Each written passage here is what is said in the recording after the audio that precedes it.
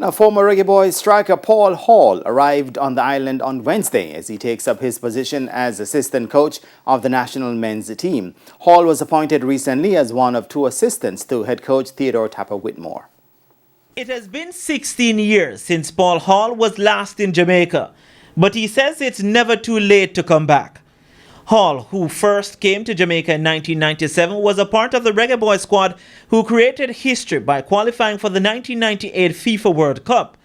Now back as a coach, Hall says it's a privilege and an honor. There's no point in going to these big competitions and being involved in these things if we don't think we can do it. So it's a great feeling to be back and seeing all my good friends here that I haven't seen in years welcoming me back at the airport. It's fantastic. So having created history with the Reggae Boyz as a player, Hall says he's back for more, and this time as a coach.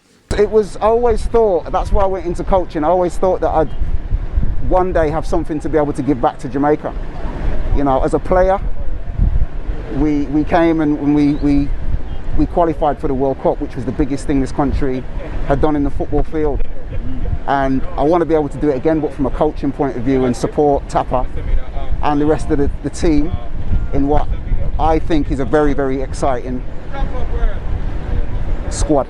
Hall says with the influx of English-based players in the squad, it will make life as an assistant coach easier. I can reason with them, you know, and I can be a good link for them. So when Tapper speaks to me, I can talk to them, because Tapper can't do everything. So I can help Tapper, I can help him speak to the English-based players, and I can reason with them. And I can also give them the benefit of my experience of qualifying for a World Cup and playing in a Gold Cup and doing well in the Gold Cup as well. The last time I went to the Gold Cup, we got to the semi-finals and we was knocked out on the golden goal by Mexico, and we drew with Brazil and played them twice in a week. So we had a really good team. So I'm trying to create that. As a pro-licensed coach, Hall says he brings the reputable expertise for the job. And sometimes, you know, it's not about your education, it's about your experience and what you've done and what you would do in that situation. And sometimes it's about how you treat these players as people. So it's not always about tactically.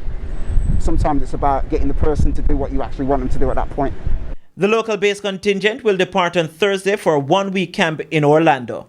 Renata Brown for TVJ Sports.